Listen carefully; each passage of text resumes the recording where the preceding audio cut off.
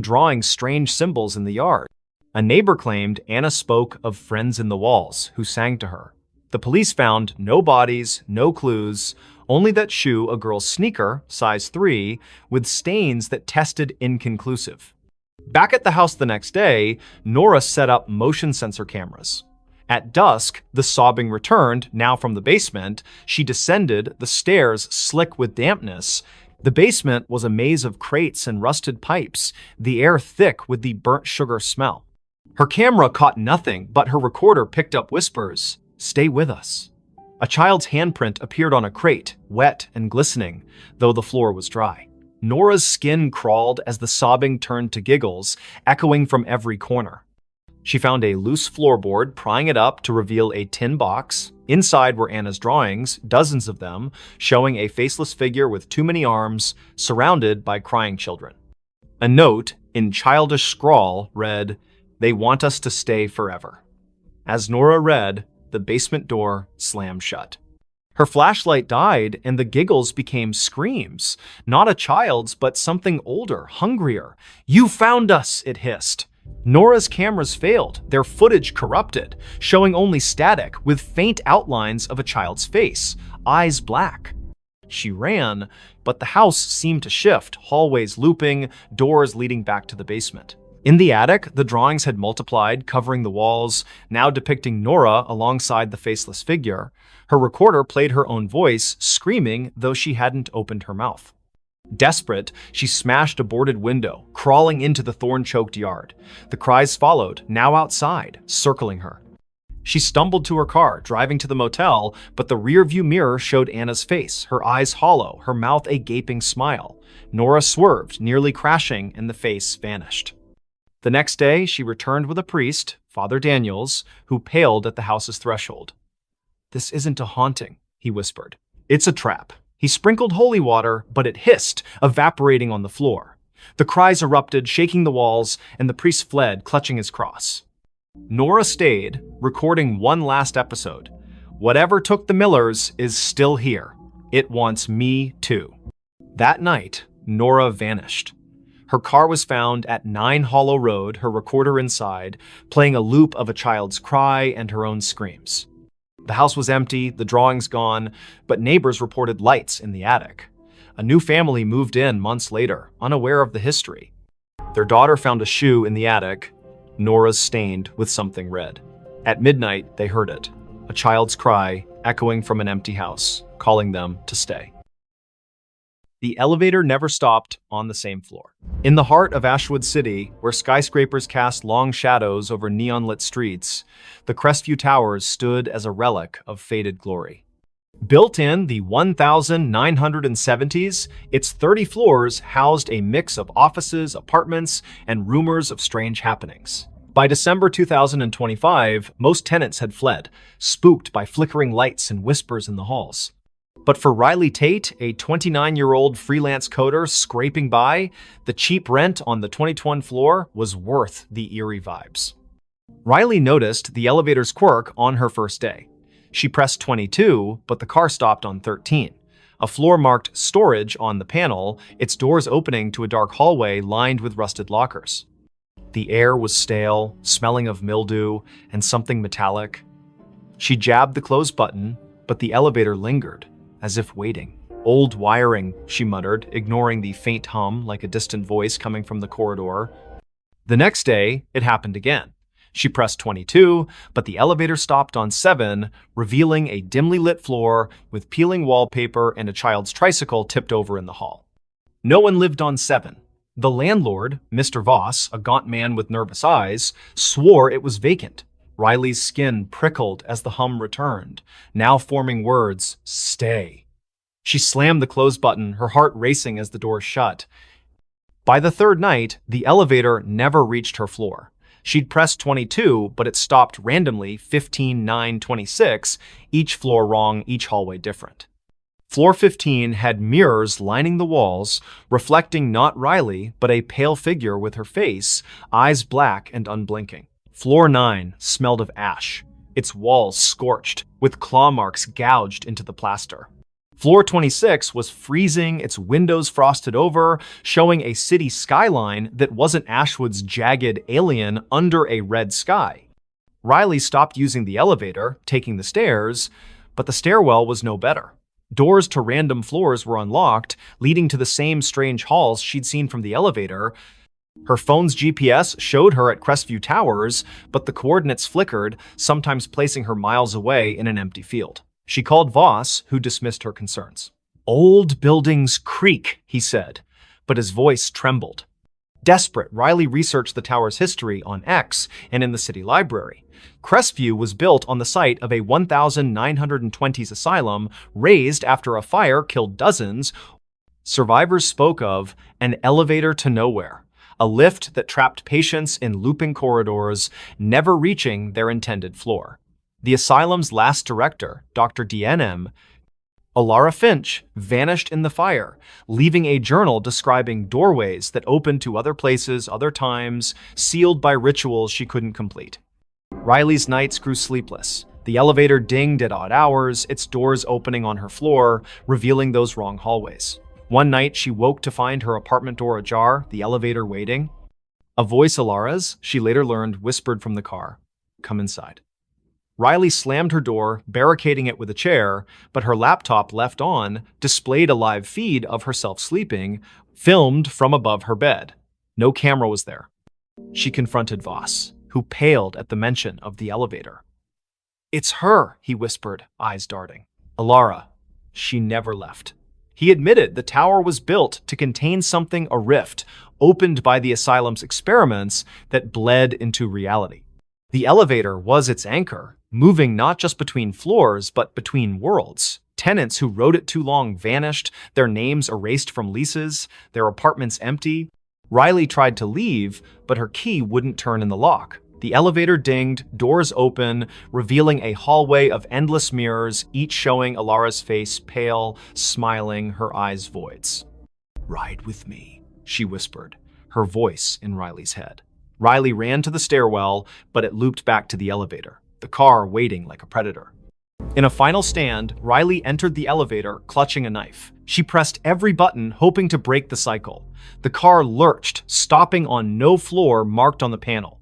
The doors opened to a void black, endless, filled with whispers. Alara stood there, her form flickering, her hands reaching. Riley slashed wildly, the knife passing through air, but the elevator shook, sparks flying, the doors shut, and the car plummeted. Riley woke in her apartment, the elevator silent, her knife was gone, her hands bloodied. She fled Crestview Towers, never returning. The landlord reported her missing, but her apartment was empty, her name gone from the lease. Months later, a new tenant rode the elevator to 22. It stopped on 13, the doors opening to a hallway where Riley stood, her eyes black, whispering, "Stay." The elevator still runs in Crestview Towers, never stopping on the same floor twice. Tenants avoid it, but some nights it calls, its ding echoing through empty halls, inviting the unwary to ride where no one returns. Knock from the invisible. In the remote village of Thornwick, nestled deep in the fog-drenched valleys of upstate New York, the old Whitaker cottage stood alone at the edge of Blackthorn Woods. Its clapboard walls sagged, and its windows were clouded with grime, yet it drew Clara Wren, a 32-year-old writer seeking solitude to finish her novel. In January 2026, she rented the cottage, ignoring the locals' warnings about its history. "People don't stay long," the grocer said, his eyes darting to the woods. "It knocks, and then it takes." Clara dismissed it as folklore.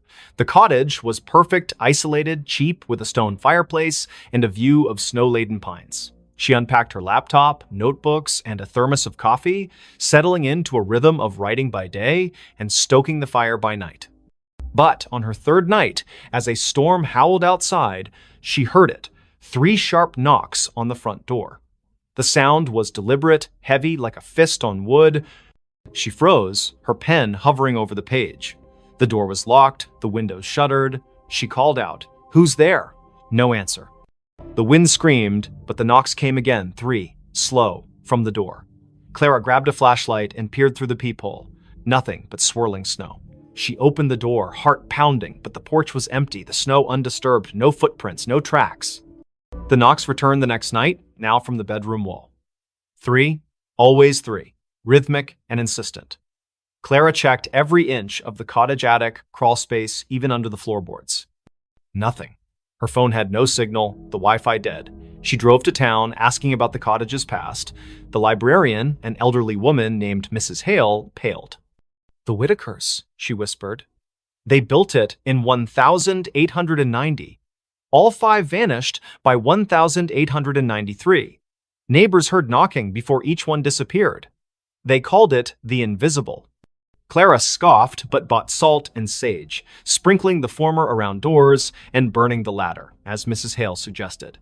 That night, the knocks moved to the ceiling, louder, shaking dust from the beams. "Let me in," a voice whispered, soft and genderless, seeping from the walls. Clara's flashlight caught movement, a shadow darting across the room, formless yet heavy like a weight in the air. She screamed, barricading herself in the bathroom, but the knocks followed, now inside the mirror, the glass rippling like water. She found a diary under a loose floorboard the next day, its pages brittle, written by Eliza Whitaker. "The Invisible comes at night," it read.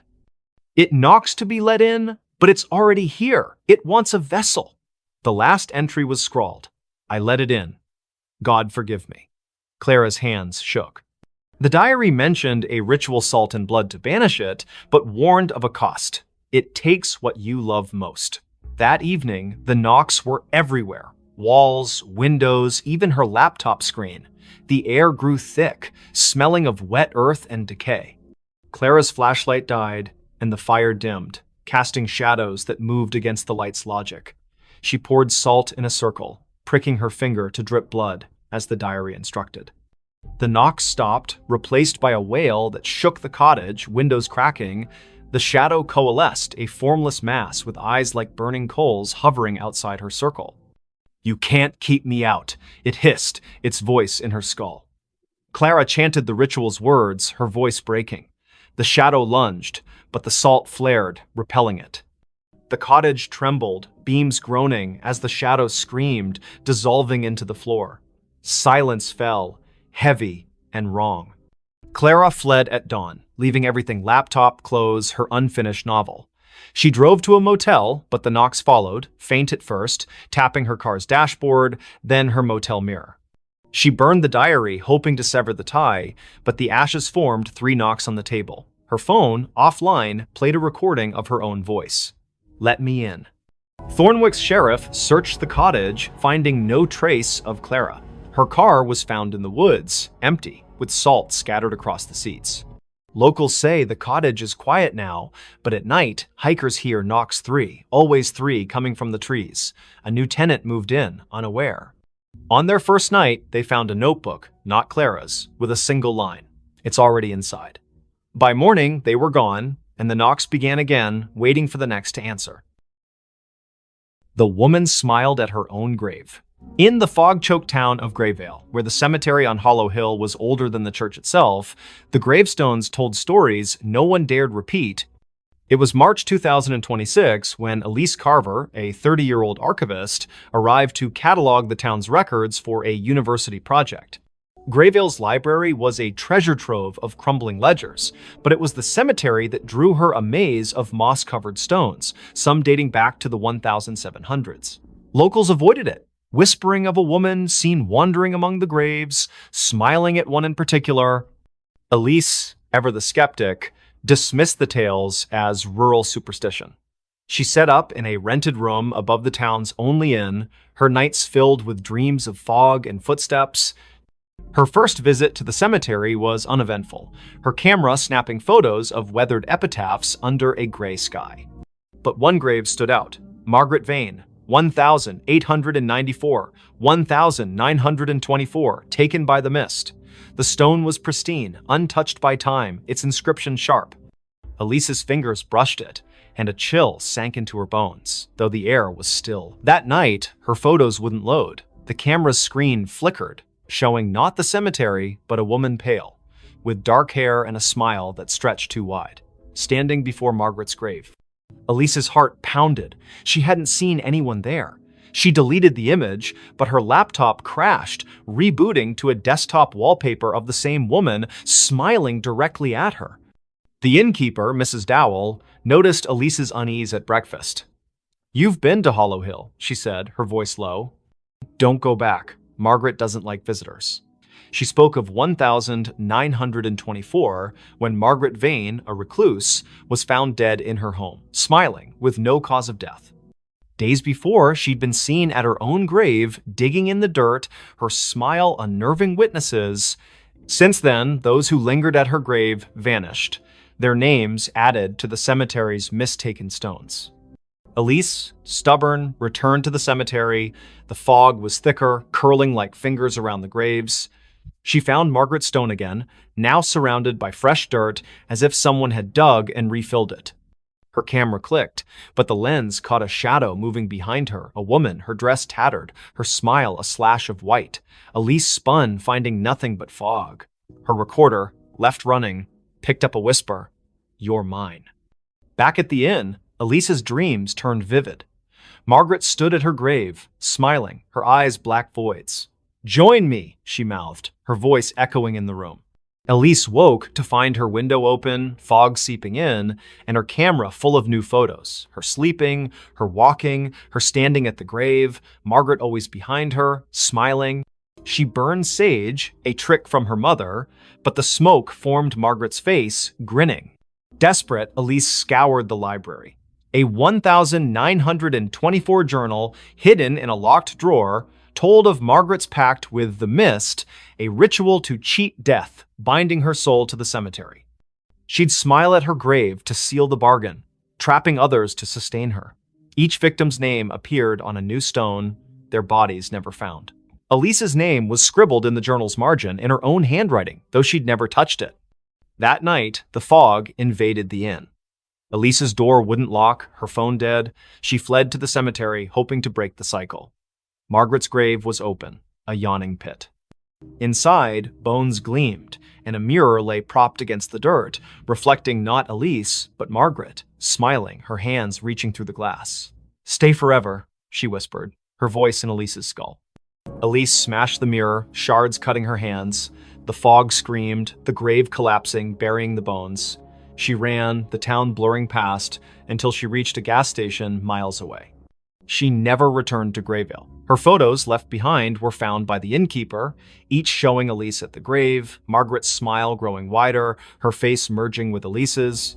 Months later, a new archivist came to Grayville. They found a fresh stone in the cemetery. Elise Carver, 1995-2026, taken by the mist.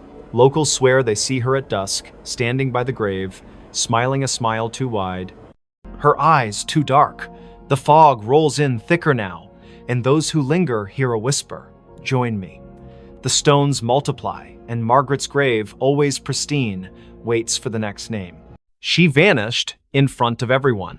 The grand ballroom of the Eldridge Hotel buzzed with excitement on that fateful evening. Crystal chandeliers cast a warm glow over the crowd of 200 guests, all dressed in their finest attire for the annual masquerade gala. Laughter echoed off the marble walls, glasses clinked in toasts, and the orchestra played a lively waltz. At the center of it all was Sophia Laurent, the enigmatic hostess known for her flair for the dramatic. Sophia was a vision in a flowing crimson gown that shimmered like liquid fire under the lights. Her mask, adorned with feathers and jewels, concealed her eyes but not her radiant smile. She was a socialite, a philanthropist, and rumor had it, a woman with secrets deeper than the ocean. "Tonight," she announced from the stage, her voice silky and commanding, "I shall perform a feat that will leave you breathless, a vanishing act right before your eyes." The audience murmured in anticipation. Sophia had hired the best illusionists in the city, but this was her show. She stepped into a large, ornate cabinet at the center of the stage, its doors carved with intricate patterns. Her assistant, a tall man in a tuxedo named Victor, locked the doors with a flourish. The orchestra swelled to a crescendo as he waved a wand, chanting mock incantations for effect. Then, with a puff of smoke and a flash of lights, Victor swung the doors open. The cabinet was empty. The crowd gasped, then erupted into applause. But as the cheers died down, something felt off. Sophia didn't reappear. Victor scanned the stage, his confident grin faltering.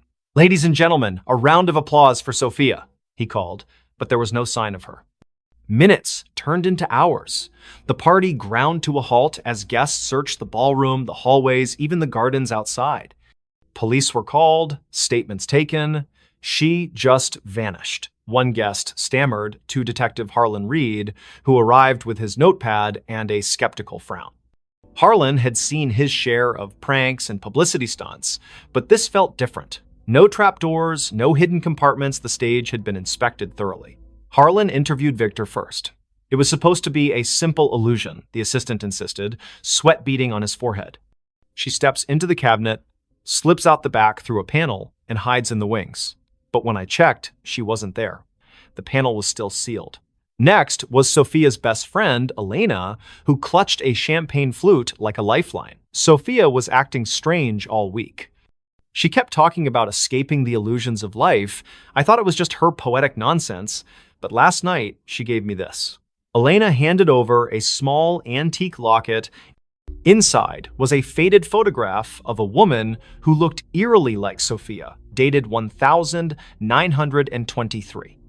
Harlan's interest peaked. He delved into Sophia's background. Born into wealth, she had traveled the world, collecting oddities, ancient artifacts, books on the occult.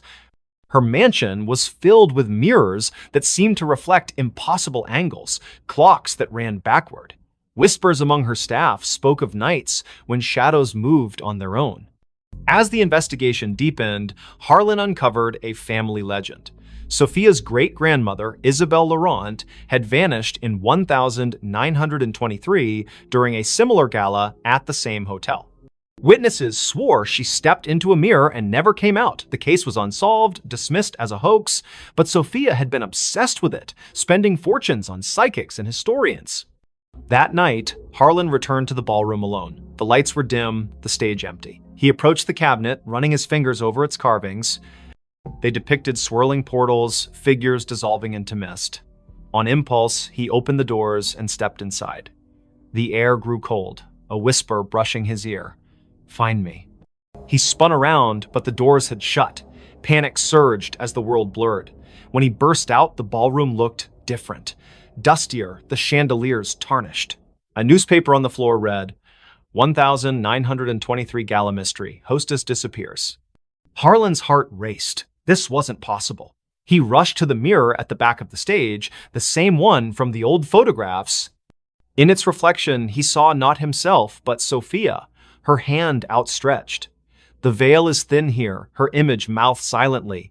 "I've been waiting." Sophia's vanishing wasn't an act, it was a curse. The Laurent women were bound to a temporal loop, pulled into echoes of the past during moments of high emotion. Isabel had discovered it first, trying to break free but trapping herself. Sophia, learning the truth, had orchestrated the gala to draw attention, hoping someone would follow. Harlan reached toward the mirror, his fingers passing through like water, reality warped. He emerged in 1923, face to face with Isabel, who gasped. "You're from the future?" she asked. Together, they pieced it together. The cabinet was no ordinary prop, it was a relic from an ancient cult designed to bridge timelines. To escape, one had to anchor themselves with a personal token, the locket. Harlan, with Elena's locket in hand, chanted the incantation inscribed inside. A vortex opened, pulling him back, but he wasn't alone.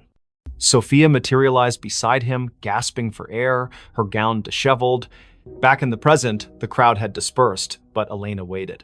Sophia embraced her friend, tears streaming. "I saw it all, the past, the echoes. I almost didn't make it back." The police called it a hoax, but those who knew the truth kept silent. Sophia retired from the spotlight, donating the cabinet to a museum with a warning. Some illusions are doors best left closed. Yet, on quiet nights, guests at the Eldridge swear they see a woman in crimson vanishing into mirrors, a reminder that some mysteries defy explanation. And Harlan? He carries the locket always, just in case. That voice never stopped.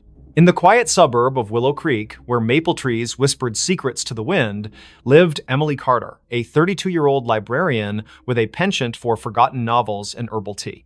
Her life was orderly books, shelved by genre, days mapped out in planners until the voice began. It started subtly, one rainy afternoon in her attic apartment. Emily was sorting through old vinyl records when a soft murmur echoed in her mind. Turn left at the corner. She froze, glancing around the empty room. No radio, no neighbors audible through the thin walls. Shaking it off as fatigue, she continued her day. But the voice persisted. That evening, as she walked home from the library, it whispered again. Cross the street now. She obeyed instinctively, and seconds later, a speeding cyclist barreled past where she'd been standing. Her heart pounded. Coincidence? Or something more? By morning, the voice was a constant companion. Don't eat the yogurt, it's spoiled. Sure enough, the carton smelled off. Call your sister, she needs you. Emily dialed, and her sister Sarah answered in tears, her job lost, spiraling into despair.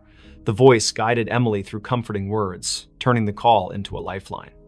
At first, Emily embraced it. Guardian angel, she joked to herself, researching auditory hallucinations online. But doctors found nothing wrong. No tumors, no schizophrenia markers. Stress-induced, one psychiatrist said. Yet the voice grew bolder, more insistent. Go to the park at dusk, bench by the fountain. Emily complied, curiosity overriding caution. There, an elderly man sat, clutching a faded photo. The voice urged, ask about his daughter. The man, Mr. Harlan, poured out his story, a child lost decades ago in a hit and run. Emily's questions led to a breakthrough.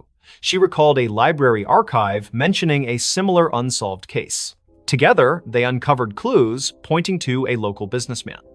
Word spread. People sought Emily out, the woman who knew things. A grieving mother found closure about her son's disappearance.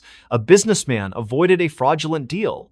The voice was infallible, but it never revealed its source. Who are you? Emily pleaded silently one night, staring at her reflection. A friend, it replied, warm yet distant. As months passed, the voice's demands escalated. Break into the old warehouse on Elm Street.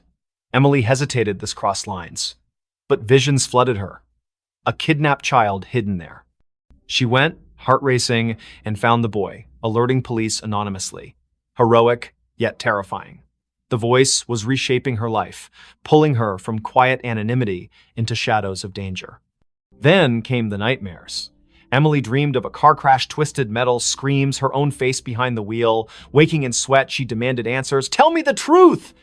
The voice sighed. I am you, Emily, from the future. Disbelief shattered her, but fragments aligned.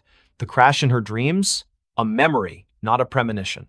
In 2047, Emily would invent a neural implant for time echo communication, sending warnings back to prevent tragedies. But a glitch trapped her consciousness in a loop, echoing eternally to her past self. The voice never stops because you never let it, it explained. I chose this to save lives, to rewrite fates. But the cost, isolation, madness creeping in. Emily recoiled. Was her life a puppet show? She tried ignoring it, drowning it with music, pills, but it persisted. Save the girl on the bridge tonight. Defiant, she stayed home. The next day's news. A suicide off the Willow Creek Bridge. Guilt crushed her. Resigned, Emily accepted her fate. She became a vigilante of sorts, guided by her future self's whispers. Years blurred. The voice grew fainter, wiser. On her deathbed, surrounded by those she'd saved, Emily smiled. Thank you, she thought. No, the voice replied softly. Thank you for listening. And in that moment, as her eyes closed, she glimpsed the loop closing a young Emily in the attic, hearing the first whisper. The voice never stopped, it simply began anew. The house that was never on the map. In the fog-shrouded hills of rural Vermont, where GPS signals faltered and old paper maps yellowed in glove compartments, stood a house that defied existence. Dr. Elias Thorne, a cartographer by trade, discovered it by accident during a surveying trip in the fall of 2023. His equipment glitched near Blackwood Forest, a blank spot on every digital map, an oversight on the antiques. Curiosity piqued, he hiked through the brambles and emerged at a clearing. There it was, a Victorian mansion, ivy-choked and weathered, its spires piercing the gray sky like accusing fingers. Elias bought it on impulse, dirt cheap from a seller who vanished after the deed was signed. A steal, he told his wife, Mara, and their teenage daughter, Lily. They needed a fresh start after the city had chewed them up. Elias's job loss, Mara's anxiety attacks, Lily's rebellion. The house promised isolation, peace, but from the first night, unease settled like dust. The movers swore the address didn't exist. "You're sure this is it?" one asked, eyeing the overgrown path. Inside, the room smelled of damp earth and forgotten whispers. Elias laughed it off, but Lily found the first anomaly. Her phone's map app showed an empty field where the house should be. "Glitch," she muttered, but zooming in revealed nothing. No streets, no landmarks, just void. That evening, as rain lashed the windows, strange sounds began. Not creaks or groans, but echoes, faint conversations from empty rooms, like recordings of lives long past. Mara heard children's laughter in the attic, though the stairs led to a bricked-up wall. "Imagination," Elias dismissed, burying himself in his maps. He spread them across the dining table, marking the house's location obsessively. But no matter how he plotted coordinates, the ink bled, lines curving away as if repelled. Lily explored the basement first. Flashlight in hand, she descended creaking stairs into a labyrinth of cobwebbed shelves. Amid dusty crates, she found a leather-bound journal dated 1897. The entry spoke of a builder, Harlan Crow, who constructed the house as a sanctuary from the world's gaze. But later, pages devolved into madness. The walls shift. Doors open to nowhere. It hides us from maps, from reality itself. The last entry, "We are not alone." The others, they never left. That night, Lily dreamed of shadows peeling from the walls, forming humanoid shapes that whispered her name. She woke to find her bedroom door ajar, leading not to the hallway, but to a mirrored corridor stretching infinitely. Panicking, she slammed it shut. In the morning, it was normal again. Bad dream, she told herself, but bruises on her arms suggested otherwise. Elias noticed changes too. Rooms expanded or contracted overnight. The kitchen, once cozy, now felt cavernous, echoes amplifying every footstep. He measured it, dimensions impossible, defying Euclidean geometry. "Non-Euclidean spaces," he murmured, recalling Lovecraftian tales. Mara found solace in the garden, but the flowers wilted under her touch, petals curling like screams. The horrors escalated. One evening, during dinner, the lights flickered. When they stabilized, Lily was gone. Elias and Mara searched frantically upstairs, basement, outside, no trace. But from the vents came her voice, faint and distorted.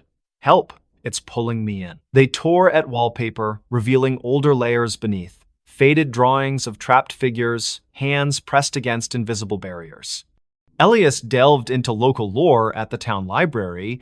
Blackwood Forest had a history of disappearances dating back centuries. Settlers spoke of a fold in the world, a place where reality thinned, swallowing the unwary. Harlan Crow, it turned out, was an occultist who built the house on a ley line, intending to escape creditors and enemies by making it unfindable. But the ritual backfired, anchoring the house in a liminal space, a pocket dimension that fed on inhabitants. That night, Mara vanished too. Elias heard her screams from the attic, now inexplicably accessible. He climbed, finding a room filled with mannequins posed in frozen agony faces, twisted, eyes hollow. One wore Mara's necklace. "No," he gasped, backing away. The door sealed behind him. Alone, Elias confronted the truth. The house wasn't on maps because it wasn't fully here. It existed in the cracks between worlds, luring souls to sustain itself. Whispers surrounded him now. Voices of the lost, including Lily and Mara, begging for release. He tried to leave, but the front door opened to the same foyer, looping eternally. In desperation, Elias burned his maps in the fireplace. Flames roared, illuminating shadows that coalesced into forms Crow and his victims, their eyes pleading. "Join us!" they chorused. As the fire died, Elias felt himself fading, his outline blurring like erased ink. Search parties combed Blackwood Forest for weeks, but found no house, no family. The Thorne disappearance became another legend, whispered in town. Yet, on foggy nights, hikers swear they glimpse a mansion in the trees, one that vanishes when approached, forever unmarked, eternally hungry. Police found something under the bed. The call came at 3:17 a.m., shattering the quiet of Willowbrook's police station. Officer Rachel Hayes, bleary-eyed from a double shift, grabbed the radio. Disturbance at 42 Maple Lane. Dispatch crackled. Neighbor reports screams. Possible domestic. Rachel exchanged a glance with her partner, Officer Tom Carver. They'd patrolled this sleepy suburb for years. Nothing ever happened on Maple Lane. The house was a modest two-story, its porch light flickering like a dying star. Rachel knocked, but no one answered. The neighbor, Mrs. Clancy, stood across the street, clutching her robe. "It was a woman's scream," she whispered. Then silence. The porters. They're quiet folks. Something's wrong. Tom jimmied the lock, and they stepped inside. The air was thick, stale, with a faint metallic tang. The living room was pristine, couch cushions fluffed, a muted TV playing infomercials. Rachel's flashlight swept the staircase. "Police!" she called. No response. Upstairs, the master bedroom door was ajar. Rachel nudged it open, her hand on her holster. The bed was unmade, sheets tangled like a struggle had occurred. A bedside lamp lay shattered on the floor. Tom checked the closet empty. Rachel crouched, peering under the bed. Her breath caught. "Tom, get over here." Beneath the bed frame, scratched into the hardwood, was a crude pentagram, its lines smeared with something dark and sticky. In its center lay a bundle, wrapped in a stained blanket. Rachel's pulse hammered as she reached for it, expecting a body. Instead, she found a doll crudely stitched, with buttons for eyes and straw poking through seams. Its fabric was damp, reeking of copper. "Blood?" Tom whispered, his face pale. Rachel nodded, bagging the doll as evidence. The radio crackled back up, was 10 minutes out. But the house felt alive, its silence oppressive. A faint scratching came from the walls, rhythmic, like claws on wood. They searched the rest of the house. In the basement, they found Polaroids scattered across a workbench, images of the Porters, Claire and David, smiling at first, then progressively gaunt, eyes hollow. The last photo showed Claire staring blankly, her hands clutching the doll. Scrawled on the back, "It sees us." Rachel's skin prickled. "We need to find them," she said. But Tom pointed to the ceiling. The scratching had moved upstairs. They ascended cautiously, following the sound to the guest room. The door was locked. Tom kicked it open, revealing a small space with a single window, curtains billowing despite no breeze. On the floor lay David Porter, his throat slashed, eyes wide in frozen terror. Claire was gone. Blood trailed from the body to the bed, where the mattress sagged oddly. Rachel lifted it. Underneath, carved into the box spring, was another pentagram, this one larger, its lines pulsing with a faint red glow. The scratching stopped. A whisper slithered from the shadows. "You found me." Tom stumbled back, his gun shaking. Rachel's flashlight flickered, plunging them into darkness. When it snapped back on, the room was empty, David's body gone. Only the doll remained, now lying in the pentagram's center, its button eyes glinting. "Rachel, we need to go," Tom urged, but she couldn't move. The doll's head twitched, turning toward her. A giggle echoed, high and childlike, though no child lived here. The walls seemed to breathe, closing in. Rachel grabbed the doll, intending to secure it, but it burned her hand, leaving a blistered mark. Backup arrived, flooding the house with lights and voices, but the evidence was vanishing. The pentagram under the bed was gone, the floor pristine. The doll in Rachel's evidence bag was now just a pile of ash. The photos in the basement? Blank. David's body never reappeared, and Claire remained missing. The official report called it a domestic dispute gone wrong, but Rachel knew better. She couldn't sleep. The giggle followed her home, echoing in her apartment. One night, she woke to scratching under her own bed. Heart pounding, she looked, nothing.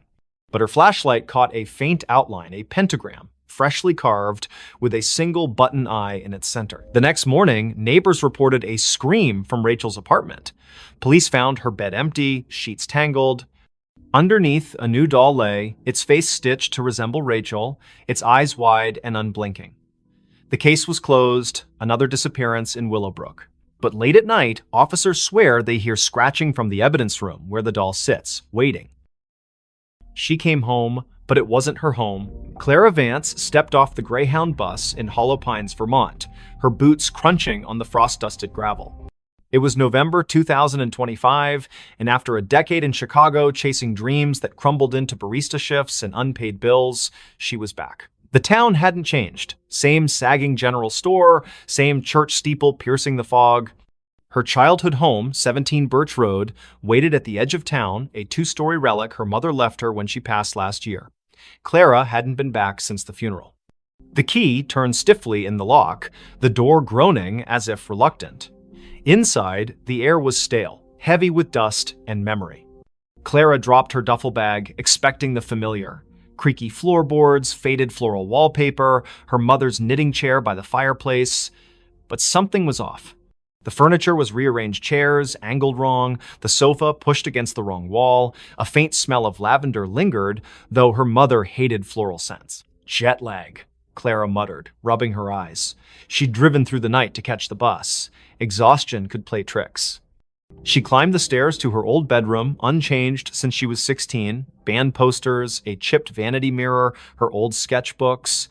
She collapsed onto the bed, the springs squeaking, and drifted into uneasy sleep. A sound woke her soft footsteps pacing downstairs. Clara froze, heart thudding. She lived alone. Hollow Pines was too small for break-ins. Grabbing a flashlight from her bag, she crept to the landing. The living room was empty, but the knitting chair rocked gently, as if someone had just stood. "Hello?" And she called, her voice swallowed by the house's silence. The footsteps resumed, now from the kitchen. Clara followed, flashlight beam shaking. The back door was ajar, swaying in the wind. She locked it, chalking it up to forgetfulness, but as she turned, her reflection in the kitchen window caught her eye. It didn't move when she did. Her face smiled faintly, then vanished. Clara's scream stuck in her throat. She bolted upstairs, barricading herself in her room. The house felt alive, its walls humming with a low, unnatural pulse. She called the sheriff, but the line crackled, a woman's voice whispering, "You shouldn't be here," before going dead. Morning brought no relief. The furniture had shifted again, now mirrored perfectly, as if the house were a reflection of itself. Clara's sketchbooks, once filled with charcoal landscapes, now held drawings of a woman who looked like her but wasn't. Hollow eyes, too wide smile, hands reaching from shadowed corners. The signature wasn't Clara's. She fled to the general store, begging for answers. Old Mr. Harrow, the clerk, paled when she mentioned 17 Birch Road. "That house," he whispered, "it's cursed. Been empty since your mom died. Folks say it. Mimics things. People. Places." He told of a girl in the 1950s, Abigail, who vanished after moving in. Locals swore they saw her afterward, but she was wrong. Her smile too sharp, her eyes too dark.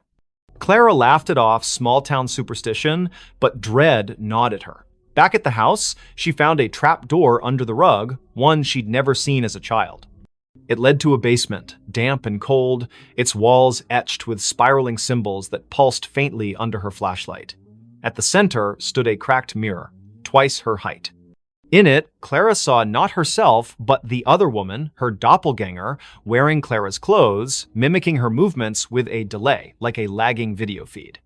"This is my home now," the reflection mouthed, voice echoing in Clara's skull. She stumbled back, tripping over a box of her mother's things. Inside was a diary, pages brittle. Her mother wrote of the other Clara, a presence that appeared after Clara left for Chicago. "She walks my halls, wears my daughter's face. I locked the mirror, but she's breaking through." Clara's blood ran cold. Her mother hadn't died of a heart attack. She'd been found in the basement, clutching a rosary, eyes wide with terror. The coroner never explained the claw marks on her arm. That night, the house turned hostile. Doors slammed shut, locking Clara in the living room. The doppelganger appeared in every reflective surface, windows, the TV screen, even a spoon on the table each time closer, her smile stretching wider. "Give me your place," she hissed, her voice a distorted echo of Clara's. Desperate, Clara smashed the basement mirror, hoping to sever the connection. Shards flew, but the doppelganger laughed, her form coalescing from the fragments into a physical being. It lunged, cold fingers grazing Clara's throat. She fought back, shoving it into the trapdoor, which slammed shut. The house shook, walls cracking as if enraged. Clara fled, never looking back. She hitchhiked to Burlington, renting a motel room, but the nightmare followed. Her reflection in the bathroom mirror flickered, showing the doppelganger's face. On her phone, photos of Hollow Pines showed a house that wasn't there, an empty lot where 17 Birch Road should be. Weeks later, a new family moved into a vacant house on Birch Road. They found Clara's duffel bag, her sketchbooks, but no Clara. Neighbors whispered of a woman seen at dusk, sketching by the church, her smile too wide, her eyes too dark. When police searched, they found a trapdoor, a shattered mirror, and a diary warning of a house that steals souls, replacing them with something else. Clara was never found. But in Hollow Pines, they say she still walks, trying to come home to a house that was never hers. That night, the mirror started talking. The antique mirror arrived at the thrift store on a damp October morning in 2025, its gilded frame tarnished, its glass clouded like a cataract eye. Nora Blake, a 29-year-old artist with a penchant for salvaging broken things, bought it for $10. "It's got character," she told the cashier, ignoring the way his hands shook as he wrapped it. Her apartment in downtown Ashwick, a crumbling mill town, was already a mosaic of thrift finds, chipped teacups, warped books, a clock that ticked backward. The mirror fit right in, hung above her fireplace, reflecting her cluttered living room in muted grays. Nora noticed the oddities that first night. While sketching at her easel, she caught a flicker in the mirror, not her reflection, but a shadow that darted out of sight. She blinked, chalking it up to exhaustion. She'd been pulling late shifts at the diner, her hands smelling of grease and coffee. But as she turned off the lights, a whisper slithered from the mirror. Nora. Her name, soft and deliberate, like a lover's sigh. She spun around, heart pounding. The room was empty, the mirror still. Sleep eluded her. The whisper came again at 3 a.m. Louder. Look at me. Nora stumbled to the mirror, her breath fogging the glass.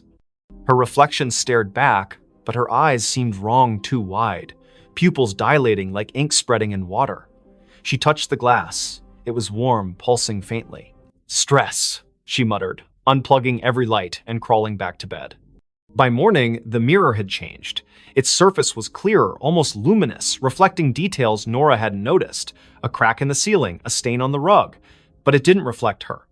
Instead, it showed a woman who looked like Nora, same auburn hair, same freckles, but dressed in a high-collared gown, her expression hungry.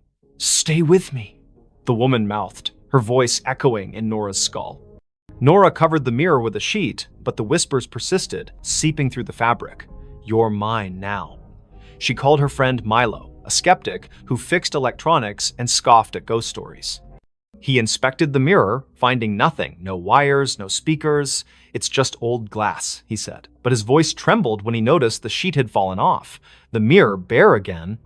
That night, Nora dreamed of the woman in the gown. She stood in a candlelit room, walls dripping with black mold, chanting in a language Nora didn't know. The woman's hands reached through the dream, clawing at Nora's chest. She woke gasping, claw marks burning across her ribs. The mirror glowed faintly, the woman's face pressed against the glass from the inside, smiling. Nora researched the mirror's origins. The thrift store had no records, but an old newspaper clipping mentioned a similar mirror owned by Evelyn Crane, an Ashwick heiress who vanished in 1892. Locals claimed Evelyn practiced witchcraft, trapping souls in reflective surfaces to cheat death. Her mansion burned down, but the mirror survived, passing through estate sales, each owner meeting misfortune, suicides, disappearances, madness.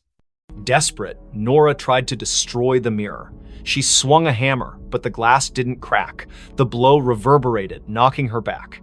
The woman's laughter filled the room, sharp and gleeful. "You can't break me." Objects began moving, books slid off shelves, teacups shattered. The mirror's reflection showed not her apartment, but Evelyn's charred mansion, its walls alive with writhing shadows. Milo returned, pale but determined, with a priestess from a local Wiccan group. She burned sage, chanting protections, but the air grew heavy, the temperature plummeting. The mirror pulsed, and Evelyn's voice boomed. "This is my vessel." The priestess screamed, blood trickling from her nose, and fled. Milo stayed, gripping Nora's hand. "We burn it," he said. They doused the mirror in gasoline, but the flames wouldn't catch. Instead, the mirror's surface rippled, and Evelyn stepped out, her form solidifying, gown pristine, eyes black voids. Nora and Milo ran, but the apartment's doors locked, windows sealed.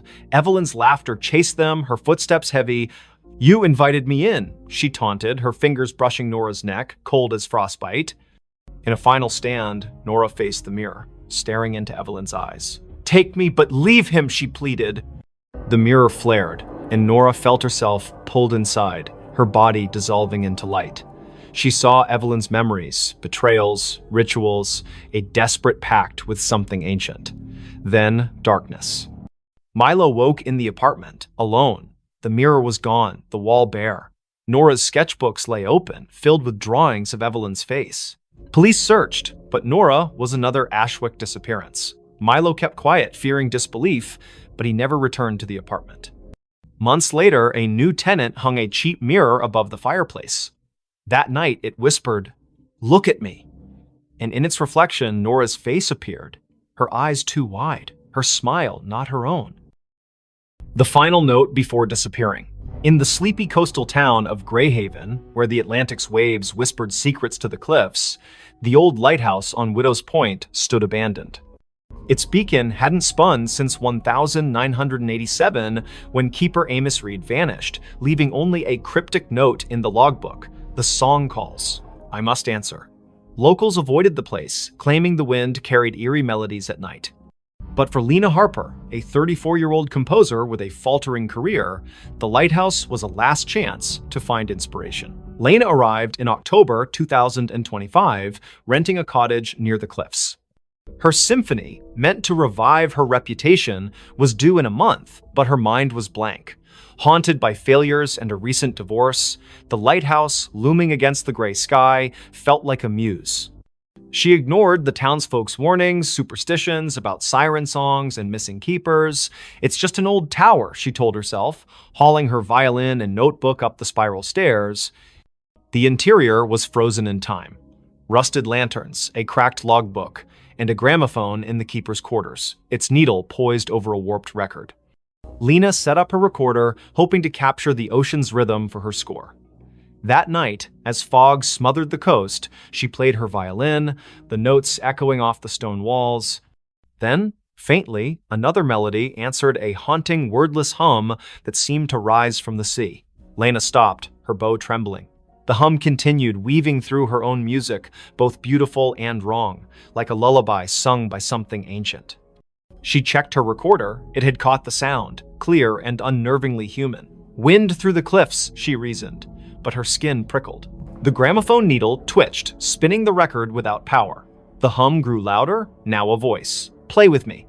She fled to the cottage, locking the door. Sleep brought nightmares, shadows with liquid eyes, hands pulling her toward the waves. By morning, her recorder was blank, the haunting melody erased. Desperate for answers, Lena visited the town library, finding records of Greyhaven's lost. Since the lighthouse was built in 1843, 7 keepers had vanished, each leaving a note about a song. The last, Amos, was found days before his disappearance, wandering the cliffs, muttering about her voice. Lena's obsession grew. She returned to the lighthouse, playing her violin to lure the voice. It came stronger, singing in a language she didn't know, yet understood. "Finish the song and join us." Her fingers moved unbidden, composing a melody that felt like it belonged to someone else. She scribbled it down, a single page, titled "The Final Note." It was perfect, her masterpiece, but writing it left her drained, her reflection in the lantern room's glass pale and unfamiliar. That night, the lighthouse shook. The gramophone blared, its record spinning backward, spewing distorted wails. Lena's score glowed faintly on the table, the ink shifting, forming symbols that pulsed like a heartbeat. The voice was inside now. "You're mine." Shadows slithered from the walls. their forms humanoid but fluid, eyes glinting like oil slicks. They circled her, humming her own melody. Lena ran, but the stairs looped endlessly, each turn bringing her back to the lantern room. The glass walls reflected not the ocean, but a churning abyss, faces pressing against it. Amos, the other keepers, their mouths open in silent screams. The voice laughed, "Complete it, or stay forever."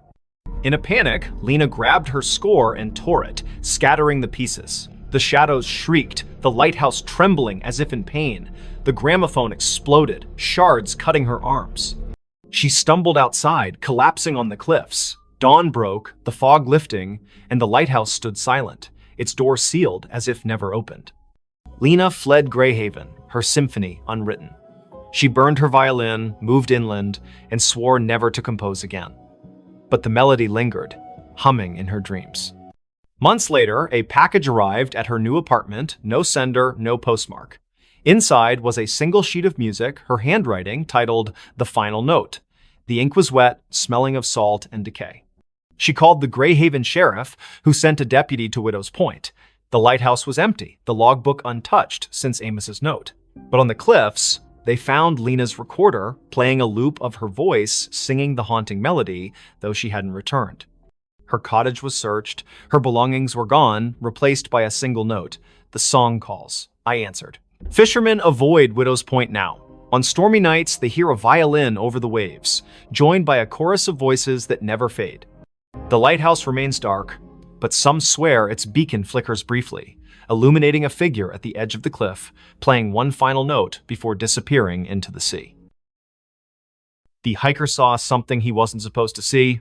The Appalachian Trail stretched like a vein through the dense forests of northern Maine, where the trees grew so thick they swallowed sunlight.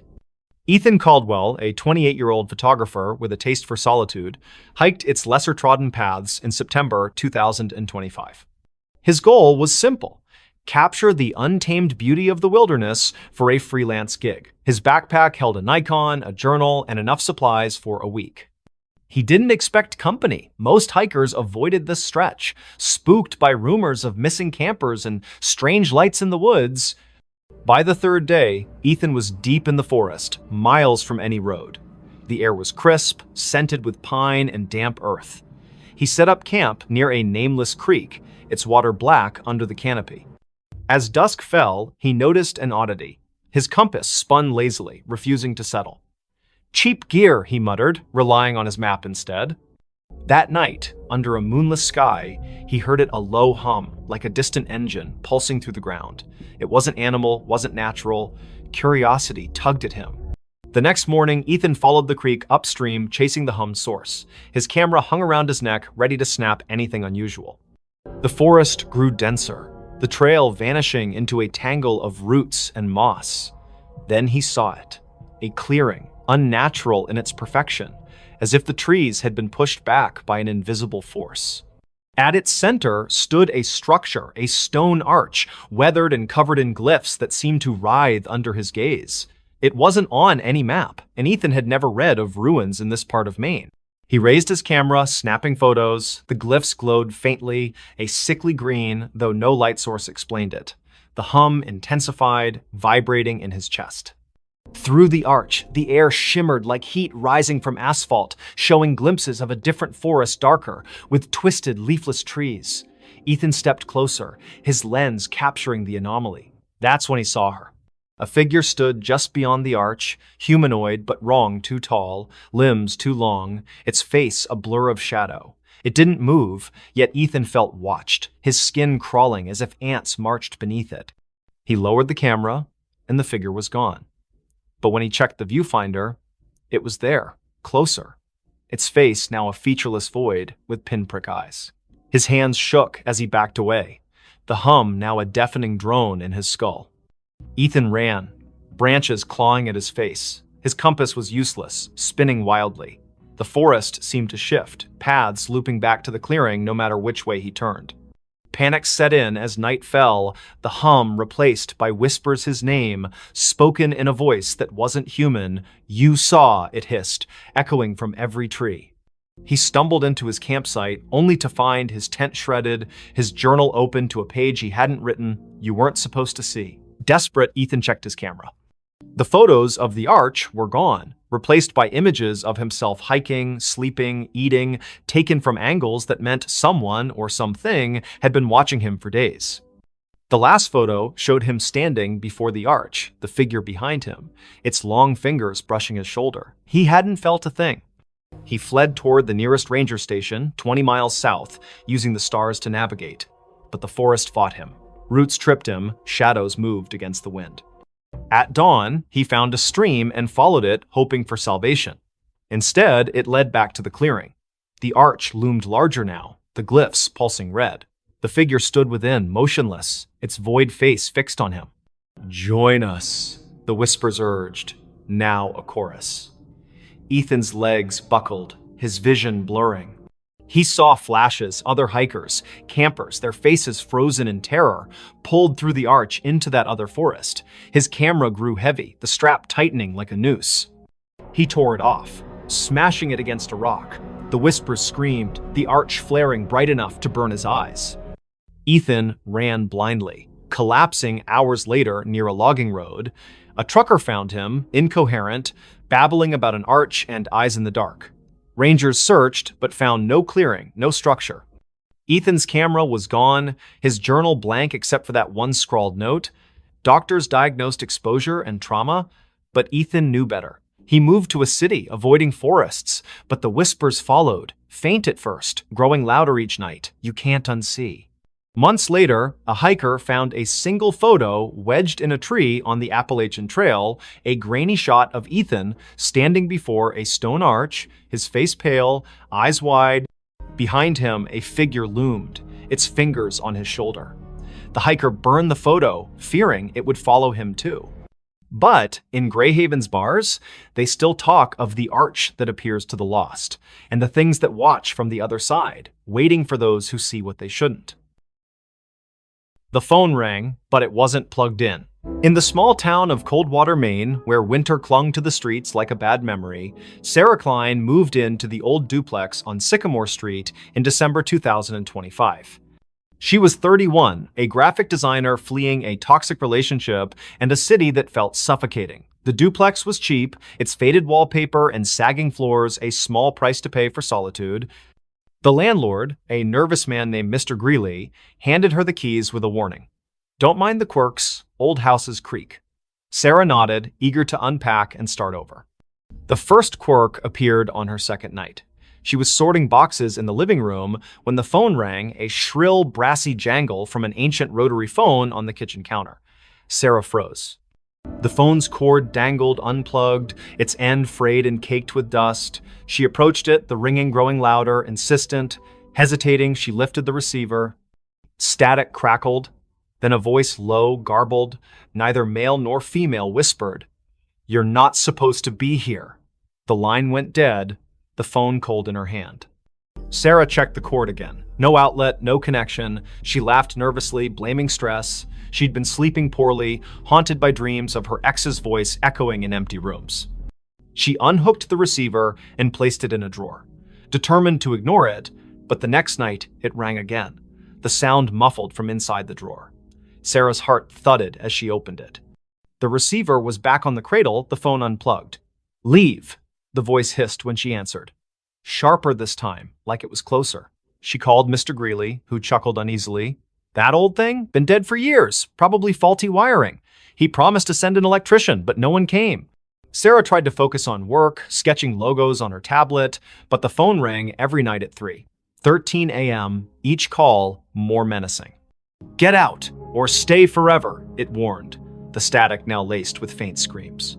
She stopped answering, but the ringing grew louder, vibrating through the walls. Desperate, Sarah dug into the duplex's history. The town library's archives revealed a grim past. In 1974, the previous tenant, Margaret Hale, vanished after neighbors reported hearing her scream during a storm. Her belongings were found untouched, except for a rotary phone unplugged with a note beside it. "It won't stop." Other tenants had fled over the decades, citing noises and bad feelings. One, A man in 1992 claimed the phone spoke his name before he disappeared. Sarah's dreams worsened. She saw Margaret, pale and eyeless, standing in the kitchen, dialing the rotary phone with skeletal fingers. In the dreams, the walls bled, and the voice from the phone chanted, "Join us." Waking, Sarah found scratches on her arms, as if she'd clawed herself. She bought a new phone, a modern cordless one, but it too rang at 3:13 a.m., unplugged, spitting the same garbled voice. She tried to leave, packed a bag, booked a motel, but the duplex's doors wouldn't open, locks jammed, windows stuck, her car keys vanished, reappearing on the kitchen counter beside the rotary phone. In a panic, she smashed the phone with a hammer. The plastic cracked, but the ringing continued, now emanating from the walls, the floor, her own skull. "You can't break me," the voice laughed. Sarah turned to the internet, posting on X about haunted phones in Coldwater. A local, @MainMysteries, replied with a thread about Sycamore Street. The duplex was built on a forgotten burial ground, desecrated in the 1800s. Mediums had visited, claiming a presence, something old, something angry, trapped souls of those who lived there, using the phone as a conduit. The thread ended abruptly. The user hadn't posted since. That night, the ringing was deafening. Sarah, sleepless and fraying, answered. The voice was clear now, almost her own. "Look behind you." She spun, seeing nothing but shadows. But in the hallway mirror, a figure stood Margaret, her face a rotting mask, her hands reaching through the glass. Sarah screamed, dropping the receiver. The lights flickered, and the air grew heavy, smelling of wet earth and decay. She barricaded herself in the bedroom, but the walls pulsed, whispering her name. The phone, shattered, reassembled itself on her nightstand, ringing relentlessly.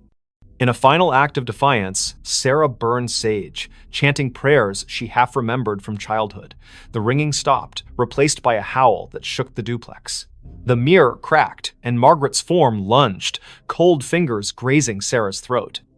Sarah blacked out. She woke at dawn, sprawled on the kitchen floor, the phone silent, its cord still unplugged. The doors opened easily now. She fled, leaving everything behind. The motel clerk in the next town swore she checked in alone, but Sarah felt watched, the voice's echo lingering in her ears. Weeks later, a new tenant moved into the duplex. They found a rotary phone, pristine, on the counter. That night, it rang, unplugged, whispering a new name. In Coldwater, they don't talk about Sycamore Street anymore. But those who pass the duplex at 3:13 a.m. hear it, a faint brassy jangle, and a voice that begs, "Answer me." They dug up the backyard. In the quiet suburb of Elmwood, where picket fences and manicured lawns defined normalcy, the Hargrove family moved into 23 Oak Lane in the spring of 2025. The house was a steal, a charming craftsman with a sprawling backyard, snapped up after the previous owners vanished without a trace. Jenna Hargrove, a single mother of 37, saw it as a fresh start for her and her 12-year-old son, Lucas. The realtor glossed over the prior owner's disappearance, blaming financial troubles. Jenna, eager to escape her own past, didn't press. The backyard was Lucas's favorite part. Overgrown with wildflowers and shaded by an ancient oak, it begged for exploration. He wanted to build a treehouse, so Jenna hired a local landscaper, Mr. Polk, to clear the tangle of weeds and level the ground. Polk, a grizzled man with eyes like chipped flint, hesitated. "Folks say this yard's bad luck," he muttered, glancing at the oak. "Last owners dug here. Never seen again." Jenna laughed it off small-town gossip. The digging began on a Saturday, the air thick with the scent of turned earth. Lucas watched from the porch, sketching the oak in his notebook.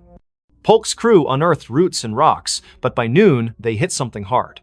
A metallic clang echoed as a shovel struck a rusted box the size of a small coffin, buried 3 feet down. Polk pried it open, revealing a collection of bones, human, weathered, and arranged in a spiral. A cracked locket lay at the center, its photo faded but showing a woman with hollow eyes. Jenna called the police. Sheriff Tate arrived, his face grim. "Not the first time," he said, bagging the bones. He wouldn't elaborate, but Lucas overheard him whisper to a deputy about the Oak Lane curse. The bones were sent for analysis, and digging stopped. That night, the house felt different. The air was heavy, the silence oppressive. Lucas woke to scratching beneath his bedroom floor, like nails clawing wood. "Mice," Jenna reassured him, but her voice wavered. The next day, Lucas found his sketchbook open to a new drawing, not his. The oak was depicted, its branches twisting into faces, their mouths open in silent screams. Jenna, pale, insisted it was a prank, but Lucas noticed her hands trembling. That evening, the backyard changed. The wildflowers wilted, their petals blackening. The oak's shadow seemed to stretch too far, pooling like ink across the lawn. At midnight, the scratching returned, now from the backyard. Lucas peered out his window and froze. The oak's branches swayed, though no wind stirred. Figures moved in the shadows, vague, humanoid shapes that flickered like bad film reels. He woke Jenna, who saw nothing but felt a chill that wasn't there before. "We're leaving tomorrow," she promised. But the car wouldn't start in the morning, its battery drained. Sheriff Tate returned with news. The bones were over a century old, likely from a family that lived on the land in the 1870s. They'd vanished after digging a well under the oak, leaving behind rumors of a deal with something in the earth. The locket's photo matched a missing woman, Eliza Marrow, rumored to have practiced rituals to bind the land. Tate warned Jenna to stay out of the backyard, but Lucas couldn't resist. He sneaked out at dusk, drawn to the oak. The ground where the box was found had shifted, forming a shallow pit. Inside, the locket lay again, open, its photo now clear Jenna's face, not Eliza's. Lucas screamed, dropping it, the ground pulsed, and a voice whispered from the pit, "You dug too deep!" Jenna found him, dragging him inside. The house locked itself, doors jammed, windows sealed. The scratching became a pounding, shaking the walls. Shadows oozed from the floorboards, forming shapes with too many limbs, their eyes glinting like wet stones. "Give us the boy," they hissed, their voices a chorus of gravel and wind. Jenna clutched Lucas, barricading them in the bathroom. She burned sage, a trick from her grandmother, but the smoke curled into symbols matching those on the locket. The shadows laughed, their forms pressing against the door. In desperation, Jenna grabbed a kitchen knife and carved a circle around them, chanting half-remembered prayers. The pounding stopped, but the air grew colder, the shadows retreating to the backyard. At dawn, the doors opened. Jenna and Lucas fled to a motel. Sheriff Tate searched the house, finding nothing. No locket, no pit, just fresh dirt under the oak, as if untouched. The Hargroves never returned. The house was sold again to a young couple who ignored the rumors. They started digging for a garden, and the oak's shadow grew longer. Weeks later, a neighbor reported screams from 23 Oak Lane. Police found the couple's car running, doors open, but no trace of them.